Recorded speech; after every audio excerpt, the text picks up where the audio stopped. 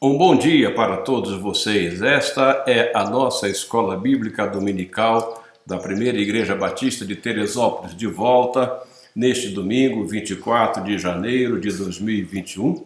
Que bom poder estar aqui com você, meu irmão, minha irmã, para juntos nós estudarmos mais uma lição da nossa revista Palavra e Vida, que tem por título Recomeçar, um grande desafio. Como vocês sabem, nós estamos estudando os livros de Esdra e Neemias, e a lição de hoje é a lição que tem por título Ouvindo as Pessoas Certas, é a lição número 4, e o nosso texto base desta lição está no livro de Esdra, no capítulo 5, versos 1 e 2, que nos dizem assim.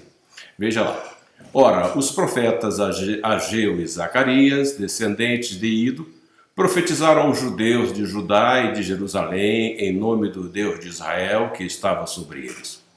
Então Zorobabel, filho de Seatiel, e Jesua, filho de Josadaque, começaram a reconstruir o templo de Deus em Jerusalém, e os profetas de Deus estavam com eles e os ajudavam. Veja, nós estamos estudando nesses últimos domingos, aliás, nesse início de ano, o retorno do povo do cativeiro da Babilônia para Judá, e nós já vimos domingo passado como foram lançados os alicerces do templo para a reconstrução do templo de Jerusalém, e nós hoje vamos fazer uma rápida revisão daquilo que nós vimos domingo passado, para que nós possamos entrar de fato no assunto de hoje, que nós temos a ver, que o título é Ouvindo as Pessoas Certas, né? Bom, 16 anos antes da reconstrução do Templo de Jerusalém, 50 mil voltaram a Judá sob a liderança de Zorobabel. Nós falamos isso aqui domingo passado, que houve 3 levas de retorno da Babilônia para Jerusalém. Ressaltamos que nem todos que foram levados cativos para a Babilônia voltaram para Jerusalém, muitos ficaram por lá, muitos fizeram suas vidas por lá, e muitos de lá tomaram outros rumos, mas alguns voltaram para Jerusalém, para Judá, e esses alguns que voltaram é o que nós chamamos de remanescentes. Então, eles, 16 anos antes, 50 mil voltaram da Babilônia, e uma vez chegados lá em Judá, lá em Jerusalém, eles 2 anos depois lançaram os alicerces do templo para a reconstrução do templo que houvera sido destruído por Nabucodonosor 70 anos antes, quando ele invadiu Judá e arrasou todo o reino, levou os mais nobres, os mais ricos, os mais inteligentes para a Babilônia e deixou lá em Judá somente os mais pobres, aqueles que tinham menos recursos. Então, o que nós vemos aí em Esdra, no capítulo 3, verso 11 e 13, foi o que nós vimos domingo passado. Mas eu falei, lembre-se logo agora no início, que nós faríamos uma pequena revisão do que nós vimos semana passada para que nós possamos unir o assunto da lição de hoje com o da lição do domingo passado, porque é um estudo sequencial. Então, com louvor e ações de graças, cantaram responsivamente ao Senhor.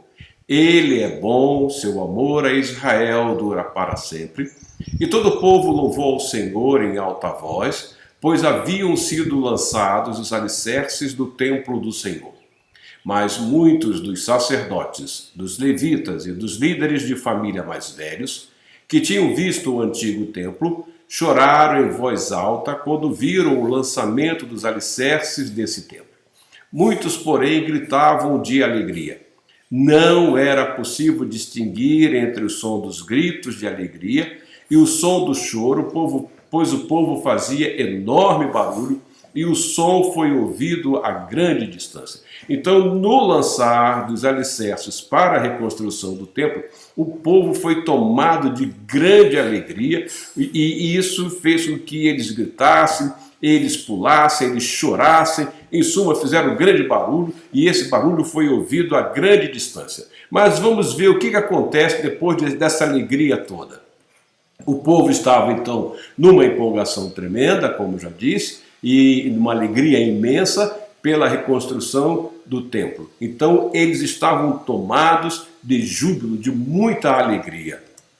Aí, mas o que vai acontecer? Os inimigos vão se levantar. E nós vimos isto no domingo passado. Lembre-se lá que nós lemos, que domingo passado nós lemos Esdras capítulo 4, de 1 a 3, em que os inimigos vieram oferecer ajuda a Zorobabel e aos líderes. E Zorobabel recusou essa ajuda. Veja lá, quando os inimigos de Judá e de Benjamim souberam que os exilados estavam reconstruindo o templo do Senhor, o Deus de Israel, foram falar com Zorobabel e com os chefes das famílias. Vamos ajudá-los nessa obra, porque, como vocês, nós buscamos o Deus de vocês e temos sacrificado a Ele desde a época de Esar-Adom, rei da Síria, que nos trouxe para cá. Contudo, Zorobabel, Jesua e os demais líderes das famílias de Israel responderam: não compete a vocês a reconstrução do templo de nosso Deus, somente nós o construiremos para o Senhor, o Deus de Israel, conforme Ciro, o rei da Pérsia, nos ordenou. Veja, eles foram oferecer essa ajuda. Esse povo era um povo misto, né? Nós falamos aqui bastante domingo passado sobre os samaritanos. Esses samaritanos eram o resultado da miscigenação que os assírios fizeram, trazendo outros povos quando eles conquistaram o reino do norte, e então este povo vai ter uma grande miscigenação entre esses povos. E que vai acontecer também, vai haver um grande sincretismo religioso. Mas aí eles se apresentam a Zorobabel e dizendo: olha, nós também buscamos o Deus de vocês e sacrificamos a ele. Se você se lembra bem, domingo passado eu falei, eles não se identificavam com o Deus de Zorobabel. Para eles, o Deus de Zorobabel, o Deus de Judá, era mais um Deus entre muitos deuses, porque ele diz: nós buscamos o Deus de vocês, e eles não disseram: nós buscamos também o nosso Deus, que é o Deus de vocês. Então, como eu acabei de falar, esses inimigos eram os samaritanos, uma raça mista, resultado de povos que foram misturados quando os assírios conquistaram o reino do norte. Então, Esdras capítulo 4, do verso 4 a 6, prosseguindo agora neste capítulo, diz: então a gente da região começou a desanimar o povo de Judá e a atemorizá-lo para que não continuassem a construção. Quem era essa gente da região?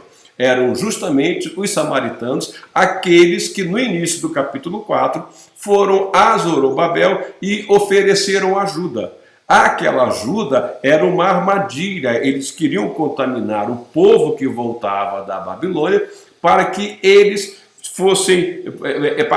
também se afastassem do Senhor. Observe que o povo foi levado para o cativeiro porque tinha se afastado do Senhor e voltava agora com uma determinação, mas, no entanto, o povo da região, que eram os samaritanos, e aqueles poucos que ficaram, se lembra que eu falei que alguns poucos ficaram, esses agora vão querer desanimar o povo na reconstrução do templo, porque eles se sentem ameaçados. Vejam, eles tinham suas terras ali, eles estavam tomando a terra, eles estavam ocupando a terra que era do povo que havia sido deportado, e com a volta do povo, eles se sentiam ameaçados. Olha, eles vão tomar nossas terras, eles vão nos dominar, então vamos fazer de tudo para impedi-los na reconstrução deste templo. O que eles vão fazer? Eles vão subornar alguns que trabalhavam na construção do templo. Veja lá, pagaram alguns funcionários para que se opusessem a eles e frustrassem o plano deles. E fizeram isso tudo durante o reinado de Ciro, até o reinado de Dario, rei da Pérsia. No início do reinado de Xerxes, apresentaram uma acusação contra o povo de Judá e de Jerusalém. Então, eles, não conseguindo enganar Zorobabel com aquela ajuda que eles vieram oferecer, eles agora vão também corromper aqueles que estavam dentro da obra, pagaram alguns funcionários para que se opusessem a eles e frustrassem o plano deles. Ou seja, na realidade, eles queriam fazer de tudo para impedir a reconstrução do templo e o restabelecimento do povo em Judá. Embora, então, Zorobabel tenha recusado a pretensa ajuda dos inimigos, estes não se deram por vencidos. Vejam, eles ofereceram ajuda, Zorobabel e a liderança, os demais líderes, recusaram essa ajuda, então agora eles vão usar outra tática. Então eles subornaram alguns que estavam trabalhando na obra para que o projeto não fosse adiante. Então, eles estavam determinados a interromper a reconstrução do templo de qualquer maneira. Então, o que vai acontecer? Nós vimos aí que eles fizeram as suas investidas. As primeiras investidas deles se deram na época de Ciro. Ciro foi de 536 a 530 a.C. e foi até o reinado de Dario o Grande, que reinou de 522 a 486. Então, as primeiras investidas deles se deram na época de Ciro e de Dario. Então, veja lá, Esdra capítulo 4, verso 5, como nós lemos há pouco, vamos ler de novo. Pagaram alguns funcionários para que se opusessem a eles e frustrassem o plano deles. E fizeram isso durante todo o reinado de Ciro, até o reinado de Dario, reis da Pérsia. Então, agora, qual foi a nova tática para impedir a reconstrução do templo? A primeira tática foi oferecer a pretensa ajuda. Aquela ajuda que não era ajuda nenhuma, que na realidade era uma forma de contaminar o povo, tentando afastar o povo do propósito de buscar o Senhor, do propósito de buscar um reavivamento.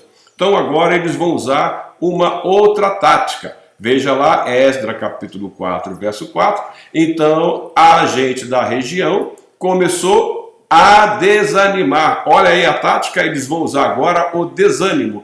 Então, a gente da região começou a desanimar o povo de Judá e a atemorizá-lo para que não continuassem a construção. Então, eles agora vão lançar o desânimo. Eles vão lançar o desânimo, eles vão usar outra tática e nós percebemos que na obra de Deus, o inimigo usa todas as táticas possíveis para tentar interrompê-la.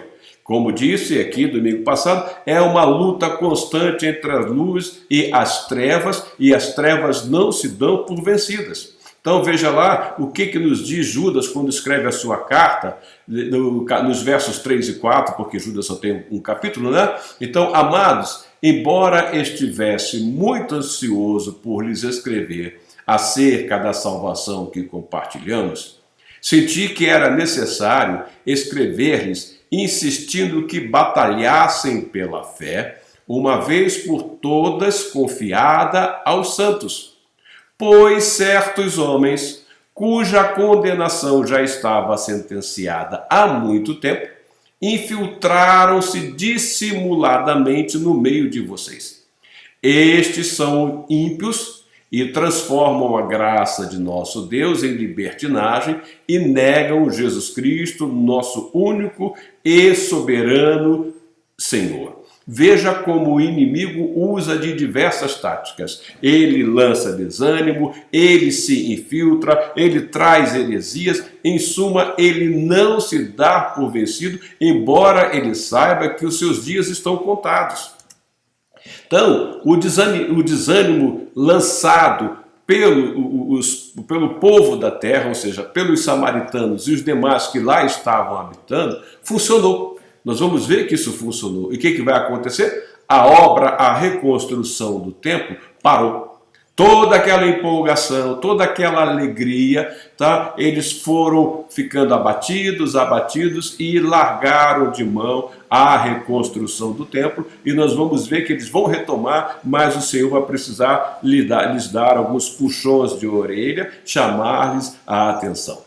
Então, o que aconteceu? Aquele povo que voltou de maior alegria espiritual, agora estava passando por um desânimo espiritual. Isto é algo que acontece na caminhada cristã também. Há aqueles momentos em que a fé está no pico, lá em cima, e há aqueles momentos também que a fé está lá no vale, há aqueles momentos de empolgação na obra, no trabalho da igreja, no desempenho do ministério, e também às vezes há aqueles momentos de desânimo, de prostração espiritual. Isso acontece. Mas quem é que vai encorajar o povo?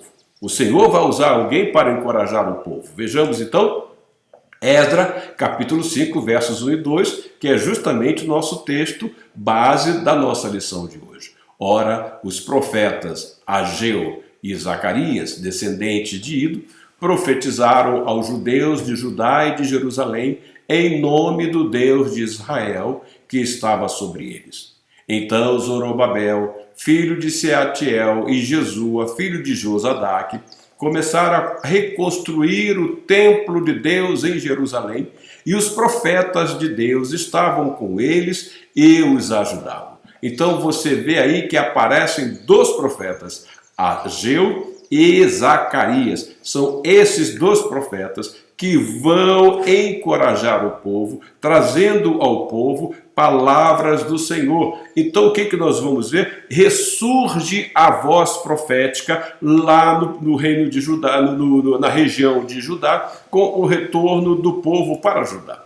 Quando nós lemos lá o Velho Testamento, nós vimos que a maioria dos profetas do Antigo Testamento, estou falando agora com relação ao reino do sul. É claro que houve profetas também no reino do norte, tá? Como Eliseu, como Elias, então, e outros mais, mas vamos lá falar de profetas que exerceram seus ministérios no reino do sul. Então, nós temos aí Isaías, que exerceu seu ministério, 150, em torno de 150, quase 200 anos antes do cativeiro. Jeremias, que foi um profeta antes do exílio e durante o exílio, embora ele não tenha ido para o exílio, não tenha ido para a Babilônia. Ezequiel, Daniel e outros. Mas aí o que acontece? Após o cativeiro, tá? Após o retorno da Babilônia para Judá, vão surgir aí 3 profetas, que são os últimos profetas que você vai encontrar no Antigo Testamento: Ageu, Zacarias e Malaquias. Então vai haver um ressurgir da voz profética, tá? Vão surgir profetas falando ao povo que estava retornando do cativeiro, e são esses profetas que vão animar o povo e que também vão exortar o povo com mensagens do Senhor. Então há um ressurgir da voz profética com Ageu, Zacarias e Malaquias. Então, depois de 70 anos de cativeiro, Jerusalém voltou a ouvir profecias. Vejamos então que Deus rompe o silêncio e a sua voz é ouvida por intermédio de Ageu e de Zacarias. Então, olha lá, Esdras capítulo 5, verso 1. Ora, os profetas Ageu e Zacarias, descendentes de Ido, profetizaram aos judeus de Judá e de Jerusalém, em nome do Deus de Israel, que estava sobre eles. Então, com o ressurgir da voz profética, o que nós vamos ver e que o povo vai ver é que Deus continuava amando este povo, esse povo, melhor dizendo, e mantendo a sua aliança. Veja a fidelidade de Deus em todo o momento com este povo. Veja também a fidelidade do Senhor em todo o tempo conosco. Deus tinha uma aliança com este povo. E Deus nunca deixou de amar este povo. Caso Deus tivesse deixado de amar este povo, o Senhor não o teria disciplinado. E quando o Senhor disciplina, porque o Senhor ama. E o Senhor tinha um plano com este povo amado. E o Senhor tinha uma aliança com este povo. Quando nós lemos lá em 2 Crônicas, capítulo 21, verso 7, diz: entretanto, por causa da aliança que havia feito com Davi, o Senhor não quis destruir a dinastia dele.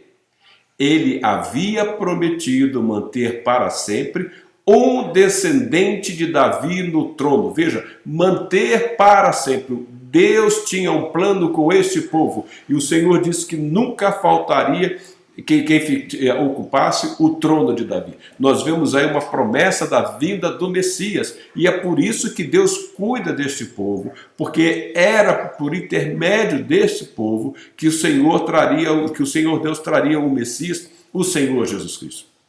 Então, Deus demonstra, ao lidar com este povo, o seu amor, Deus demonstra a sua fidelidade e Deus demonstra o manter da sua aliança. Deus não quebra as suas alianças.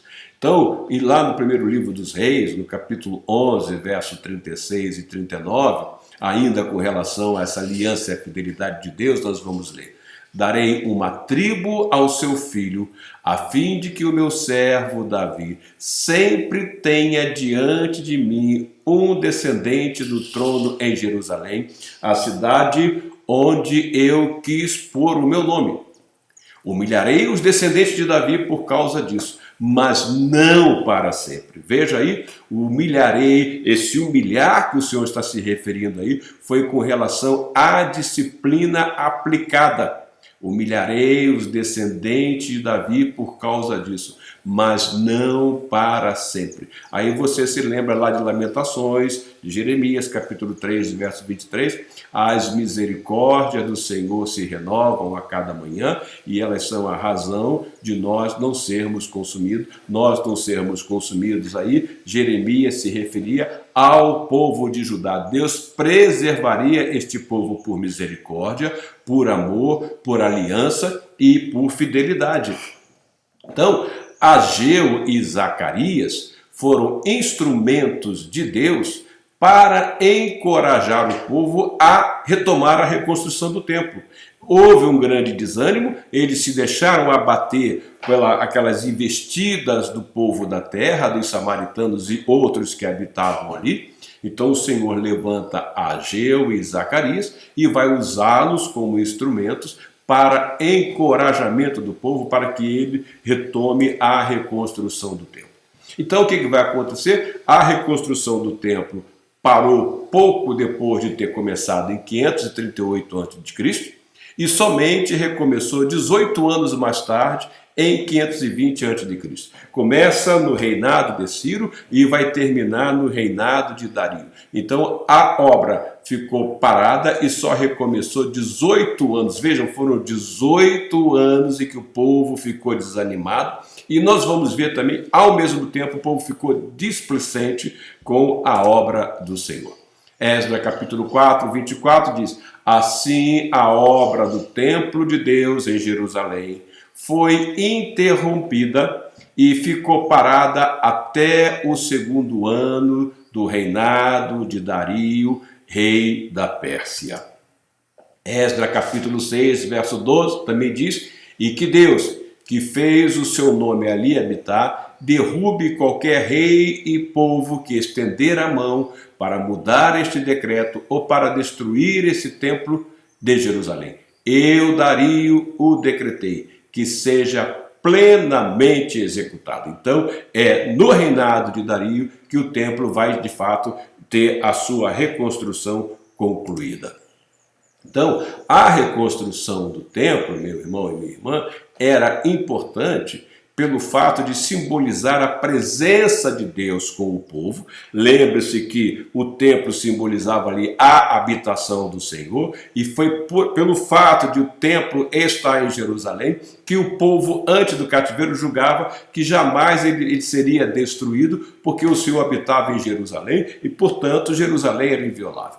Mas o povo retorna, então vai ter a reconstrução do templo, e ela era importante pelo fato de simbolizar a presença de Deus com o povo, e ainda por tipificar o Messias que viria, por tipificar o Senhor Jesus que viria. Veja lá o texto, conforme nos diz lá, João, capítulo 1, verso 14 a 18. Aquele que a palavra tornou-se carne e viveu entre nós, vimos a sua glória como a glória do unigênito, vimos a sua glória como a glória do unigênito vindo do Pai, cheio de graça e de verdade. João dá testemunho dele, ele exclama: este é aquele de quem eu falei. Aquele que vem depois de mim é superior a mim, porque já existia antes de mim. Todos recebemos da sua plenitude graça sobre graça, pois a lei foi dada por intermédio de Moisés, a graça e a verdade vieram por intermédio de Jesus. Ninguém jamais viu a Deus, mas o Deus unigênito que está junto do Pai o tornou conhecido. O templo simbolizava a habitação de Deus. E quando nós vemos o Senhor Jesus falando, nós vemos que o Emanuel, ou seja, Deus vem habitar entre nós, e é o Senhor Jesus que vai tipificar agora este tempo, porque é o Senhor Jesus que vai habitar entre nós, e depois da sua obra na cruz, uma vez que nós o tenhamos recebido, nós nos tornamos a habitação dele. Então, o que nós vamos ver é que o Senhor Jesus, então, vem habitar entre nós. E uma coisa interessante é a gente observar que quando os profetas vinham com as mensagens proféticas do Senhor, eles diziam assim: assim diz o Senhor.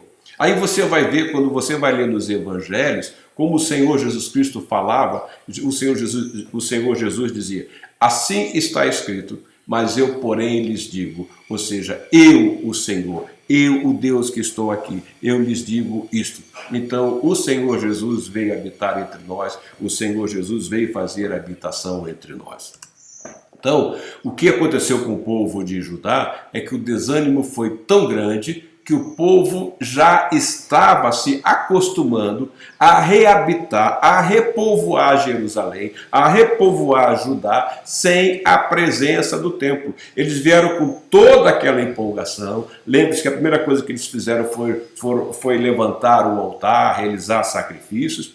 Depois eles lançam os alicerces do templo, mas depois bate o desânimo porque os inimigos conseguiram algum êxito. Então o povo ficou desanimado, e com esse desânimo eles começaram a ir se acostumando com a ausência do templo. Veja o perigo que é o desânimo na obra de Deus. Às vezes nós vamos nos acostumando com alguma coisa que nós tínhamos no passado, mas agora nós não temos mais, mas está tudo normal, a vida está seguindo assim, a igreja está caminhando assim. Veja, nós precisamos olhar, e é sempre bom olhar para trás e verificar: olha, o plano do Senhor para nossas vidas não é esse.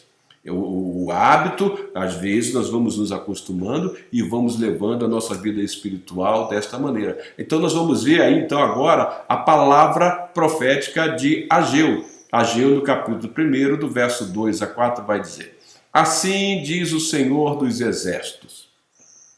Este povo afirma: ainda não chegou o tempo de reconstruir a casa do Senhor. Veja como o desânimo foi tão grande que eles achavam que não era ainda tempo de reconstruir a casa do Senhor. Toda aquela empolgação parou e falou: olha, vamos parar porque não é tempo não. Veja como o inimigo foi ganhando, obtendo êxito no meio do povo. Aí, veja lá, por isso a palavra do Senhor veio novamente por meio do profeta Ageu. Acaso é tempo de vocês morarem em casas de fino acabamento, enquanto a minha casa continua destruída? O que eles fizeram? Eles foram tomados de tamanho desânimo que passaram a cuidar das coisas, das suas próprias coisas. Deixaram aquilo que era do Senhor de lado. Então eles se preocuparam em reconstruir suas casas. E estavam preocupados em reconstruir essas casas e com acabamentos finos, requintados. Acaso é tempo de vocês morarem em casas de fino acabamento, enquanto a minha casa continua destruída? Veja o perigo que é o desânimo na vida do crente. Ele começa a priorizar as coisas materiais, deixando a obra do Senhor de lado. Olha como o inimigo começa a obter êxito, e é necessário então que nós ouçamos a voz profética, a voz do Senhor. Porque o povo estava preocupado agora com suas próprias casas, não mais com a casa do Senhor, não mais com a reconstrução do templo. Aí o Senhor pergunta: acaso é tempo de vocês morarem em casas de fino acabamento, enquanto a minha casa continua destruída? Nós vamos ver que a semelhança deste povo que estava passando por esse desânimo e não mais olhando para a obra do Senhor como deveriam olhar, mas estava preocupado com as coisas materiais, a igreja também sempre sofrerá alguma forma de oposição do inimigo, sendo uma delas o desânimo. Sim, acontece desânimo, sim, na igreja. Há aquela empolgação, há aquele ânimo todo e alguns vão ficando desanimados. Veja lá o que Paulo nos diz quando ele escreve aos Efésios, no capítulo 6, verso 12. Pois a nossa luta não é contra pessoas, mas contra os poderes e autoridades, contra os dominadores deste mundo de trevas, contra as forças espirituais do mal nas regiões celestiais. O inimigo ataca de todas as maneiras e se nós nos deixarmos vencer, vai surgir o desânimo, vamos priorizar as nossas próprias coisas em detrimento da obra de Deus. Então, veja lá ainda, quando Paulo escreve a sua segunda carta a Timóteo, no capítulo 3, verso 12, ele diz: de fato, todos os que desejam viver piedosamente em Cristo Jesus serão perseguidos. O inimigo não se dá por vencido e, como eu disse no início, ele usa todas as táticas possíveis para impedir o prosseguimento, para impedir o progresso da obra do Senhor. Então, como vencê-lo?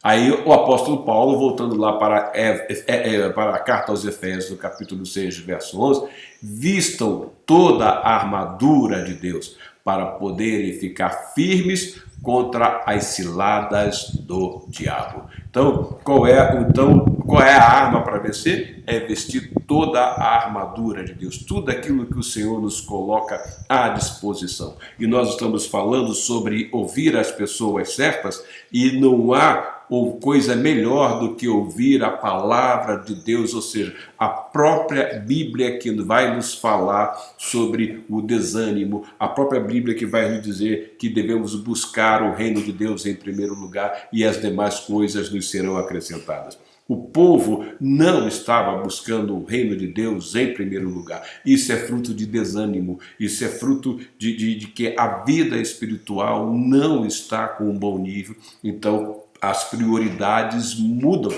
mas vistam toda a armadura de Deus para poderem ficar firmes contra as ciladas do diabo. Ageu se apresentou ao povo em nome do Senhor. Então, veja lá o que nós vamos ver em Ageu capítulo 1, verso 2. Assim diz o Senhor dos Exércitos. Ageu não estava dizendo, olha, eu estou dizendo. E quem está dizendo é o Senhor. Ou seja, quando nós ouvimos os profetas do Senhor, os mensageiros do Senhor, na realidade nós estamos dando ouvidos ao Senhor. Eis o título da lição de hoje: ouvindo as pessoas certas. Quando nós ouvimos os mensageiros do Senhor, nós ouvimos, na realidade, é o Senhor. E é justamente isso que o povo vai fazer. O povo vai dar ouvidos a Ageu. E depois nós vamos ver também que Zacarias. Então, quando o povo dá ouvidos ao Senhor e entende que era o Senhor dos Exércitos que estava falando, o povo vai recobrar o ânimo e vai retomar, então, a reconstrução do templo. Então, meu irmão, minha irmã, ouvir os mensageiros do Senhor significa ouvir o Senhor. E quando nós ouvimos esses mensageiros do Senhor, significa que nós estamos ouvindo as pessoas certas. Então perceba, melhor dizendo, que ao ouvir a voz do Senhor, o ânimo do povo foi recobrado. Está desanimado? Está abatido, não tem interesse na obra do Senhor, não tem mais aquele incentivo, aquela alegria? Busque a voz do Senhor. De que maneira buscar a voz do Senhor? Por meio da sua palavra. De que maneira buscar a voz do Senhor? Ouvindo os mensageiros do Senhor. Não faltam mensagens que são pregadas no púlpito que nos falam de ânimo na obra do Senhor. E não nos faltam também, e aqui agora me foge a memória, mas creio que é provérbio, que diz, vá ter com a formiga o preguiçoso, ou parafraseando, vamos dizer, vá ter com a formiga o desanimado. Você já viu a formiga desanimada? Ela está sempre animada, carregando um peso que me parece ser 10 vezes maior do que o peso do seu próprio corpo. Então, perceba que ao ouvir a voz do Senhor, o ânimo do povo foi recobrado. É aí que nós vamos ver em Esdras capítulo 5, verso 2. Então Zorobabel, filho de Sealtiel, e Jesua, filho de Josadac, começaram a reconstruir o templo de Deus, e os profetas de Deus estavam com eles e os ajudavam. Vejam que os profetas, os mensageiros do Senhor, não só trouxeram palavras de encorajamento, mas eles também se envolveram na obra. Isso nos mostra que todos nós somos chamados para trabalhar juntos, ou seja, tem que haver no meio do povo de Deus sinergia, ou seja, todos nós trabalhando juntos. Lembre-se que lá no livro de Esdras, Zorobabel, quando lidera o reerguer do altar, diz-nos o texto que todos pareciam ser um só homem. Estavam todos trabalhando em união. E é por meio da união que nós incentivamos aquele que está desanimado, aquele que está abatido. E é por meio da união que nós podemos ser, sim, mensageiros do Senhor, para levar palavras de ânimo, àqueles que estão abatidos, àqueles que estão desanimados. Então, quantos de nós na caminhada cristã já experimentamos desânimo? Acontece isso conosco. Às vezes nós estamos abatidos, às vezes alguém escutou alguma palavra que não gostou, sentiu-se ofendido, às vezes foi uma repreensão que de fato merecia aquela repreensão, e aí vem o desânimo. Então o que vai acontecer? Você precisa de alguém para ajudá-lo. Eu me lembro que quando morava em Curitiba, eu era membro da Igreja Batista do Bacaxeri, e aos sábados pela manhã nós tínhamos uma reunião de oração. E eu confesso a você que naquele sábado eu fui para aquela reunião de oração me arrastando, totalmente desanimado. E por incrível que pareça, quando eu cheguei lá, a igreja estava vazia e só estava eu. E alguns minutos depois chegou o irmão já falecido, Carlos Granzotti.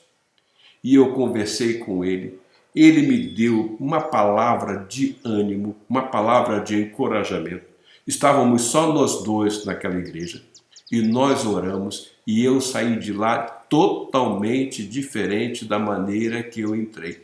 É sim possível haver desânimo ao longo da nossa caminhada, mas quando nós estamos envolvidos e trabalhando juntos, nós apoiamos uns aos outros. É por isso que o texto bíblico diz: suportai-vos uns aos outros. Esse suportai-vos uns aos outros não quer dizer suporte, não quer dizer aguentar alguém que seja talvez impertinente para você. Esse suportar significa dar apoio, esse suportar significa dar palavras de ânimo, esse suportar significa dar palavras de encorajamento, significa dar palavras de incentivo, significa ajudar, reerguer, levantar, ajudar aquele que está abatido e desanimado na obra. Talvez seja telefonar para aquele que não comparece mais ao ensaio do coral. Talvez seja mandar uma mensagem, um WhatsApp para aquele que não comparece mais à escola dominical. Talvez seja ligar para aquele irmão que está há muito tempo que você não vê e orar por ele no telefone. Então, há diversas maneiras de suportar. E quando nós fazemos isto, nós somos mensageiros do Senhor, levando palavras de encorajamento. E que bênção é quando as nossas palavras abençoam aqueles que nos ouviram.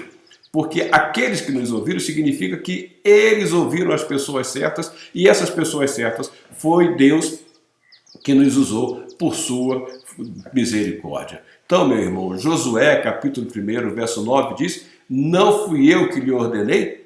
Seja forte e corajoso, não se apavore, nem se desanime, pois o Senhor, o seu Deus, estará com você por onde quer que você andar.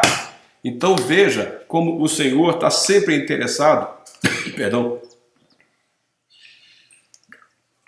em nos trazer palavras de ânimo. E ele vai trazer essas palavras de ânimo, como ele trouxe a Josué, de uma maneira direta, ou vai usar alguém para que faça isso. Mas não fui eu que lhe ordenei? Seja forte e corajoso, não se apavore, nem se desanime, pois o Senhor, o seu Deus, estará com você por onde você andar. Josué capítulo 1, verso 9. Então veja que em tudo, na pessoa do Senhor Jesus, nós temos exemplo de todos os tipos de tentação e de provação. Ninguém sofreu maior oposição do que o Senhor Jesus. Mas, no entanto, veja o que ele nos diz.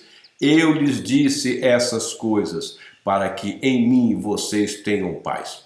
Neste mundo vocês terão aflições. Contudo, o que o Senhor nos diz? Tenham ânimo. Eu venci o mundo. Olha aí uma palavra de encorajamento. E quando nós ouvimos esta palavra do Senhor Jesus, significa que nós estamos ouvindo a pessoa certa, que é o Senhor Jesus. Aquele que disse que estaria conosco todos os dias, até a consumação dos séculos. Foi então, meu irmão, pelo Espírito do Senhor que o povo ficou animado para retomar a reconstrução do templo. Aquele povo estava animado, mas o Senhor vai usar os seus profetas e vai dizer também por meio de Zacarias, capítulo 4, verso 6. Esta é a palavra do Senhor para Zorobabel.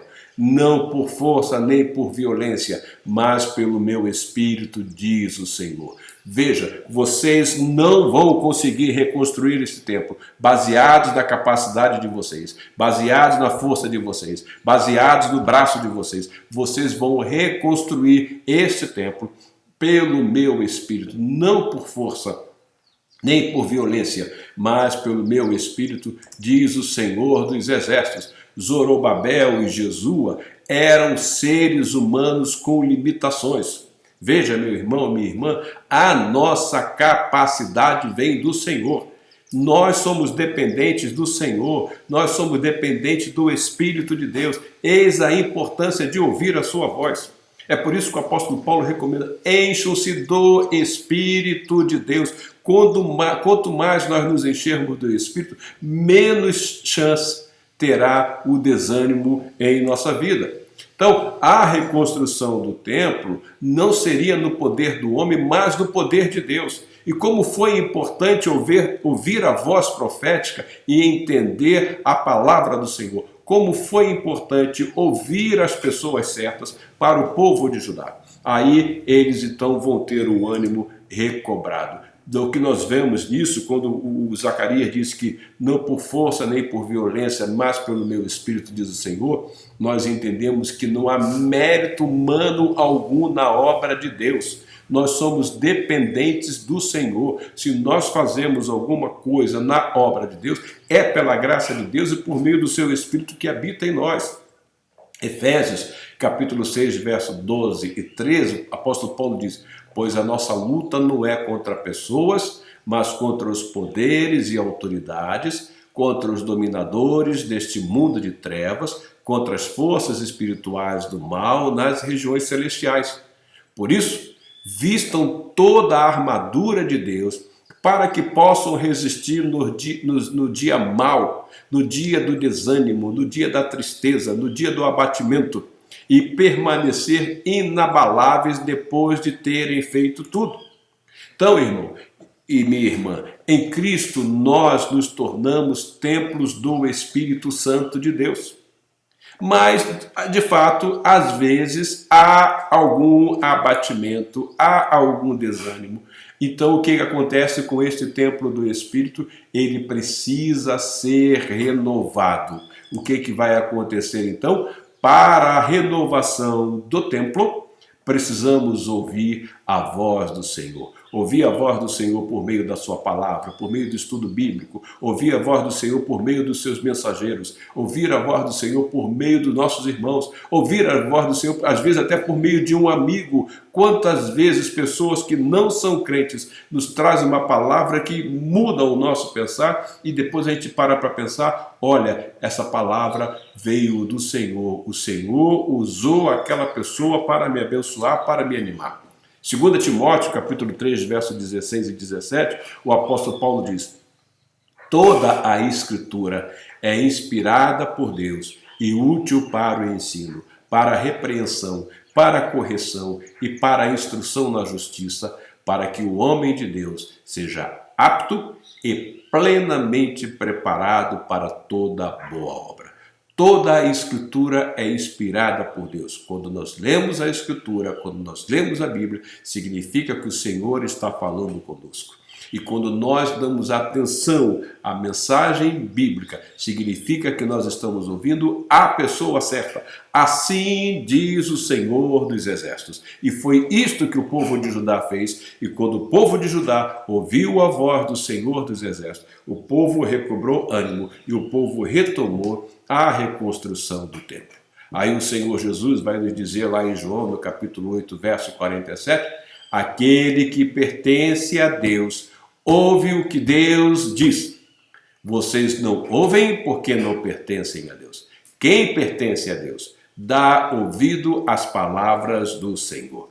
Quando ouvimos a voz do Senhor, meu irmão, nós vamos entender, nós vamos perceber, melhor dizendo, que as nossas prioridades mudam. O povo estava desanimado e o povo havia deixado o templo de lado e estava reconstruindo suas casas com finos acabamentos, colocando o que tinham de melhor, de mais moderno, enquanto a obra continuava parada.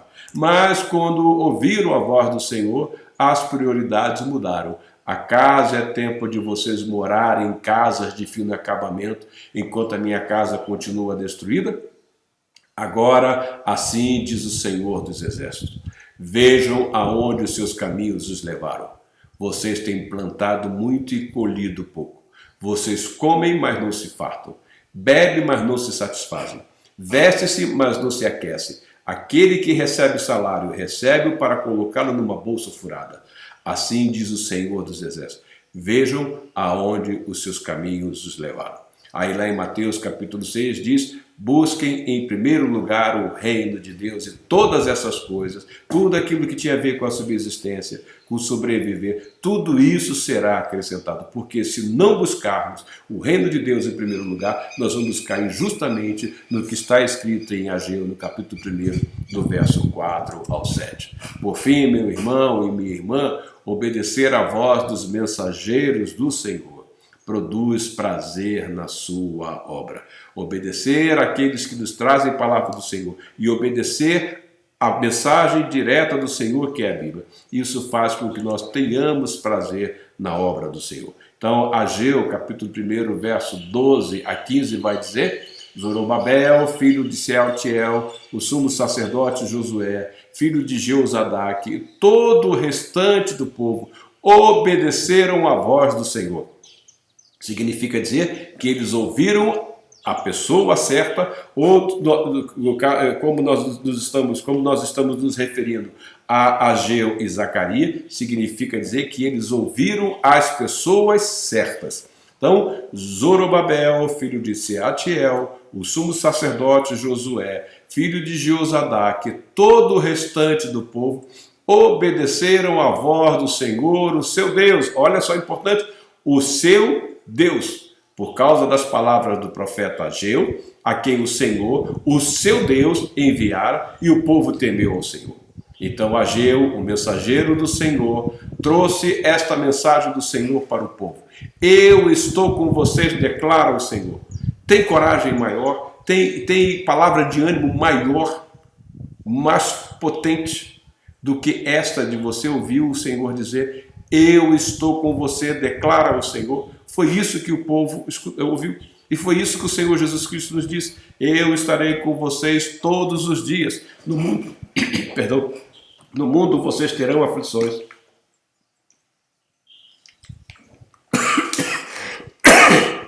Perdão. No mundo vocês terão aflições. Mas tenham bom ânimo. Eu venci o mundo. Assim o Senhor encorajou o governador de Judá, Zorobabel, filho de Sealtiel, o sumo sacerdote Josué, filho de Jeozadaque, e todo o restante do povo, de modo que eles começaram a trabalhar no templo do Senhor dos Exércitos, o seu Deus. Veja sempre, o seu Deus, o seu Deus, o seu Deus sempre é repetido. Como é bom nós reconhecermos que o Senhor é o nosso Deus e como é bom nós sabermos que somos dele. Só o fato de nós nos lembrarmos disso já nos encoraja e já nos dá ânimo. E todo o restante do povo, de modo que eles começaram a trabalhar no templo do Senhor dos Exércitos, o seu Deus, no dia 24 do 6º mês do 2º ano do reinado de Dario. Eis aí, meu irmão, não há palavra melhor de ânimo do que ouvir a voz do Senhor, do que ouvir a voz dos mensageiros do Senhor, do que ouvir as pessoas certas. E que nós, como instrumentos de Deus, sejamos usados para animar aqueles que estão abatidos. Sejamos usados pelo Senhor para levar mensagens de encorajamento. Sejamos usados pelo Senhor para levar mensagem de suporte. E que, ao mesmo tempo, também sejamos animados pelo Senhor, porque como é bom ouvir e saber que o Senhor é o nosso Deus. Meu irmão e minha irmã, lhe desejo uma semana bastante animada, uma semana bastante encorajadora. E domingo que vem nós nos encontraremos aqui outra vez para mais uma lição da nossa Escola Bíblica Dominical, continuando neste assunto do restabelecer do povo, do restabelecimento do povo em Judá, do retorno do cativeiro. Que o Senhor nos abençoe a todos, fiquem todos na graça e na paz do nosso Senhor Jesus Cristo e até o próximo domingo, se o Senhor assim nos permitir. Um grande abraço a todos.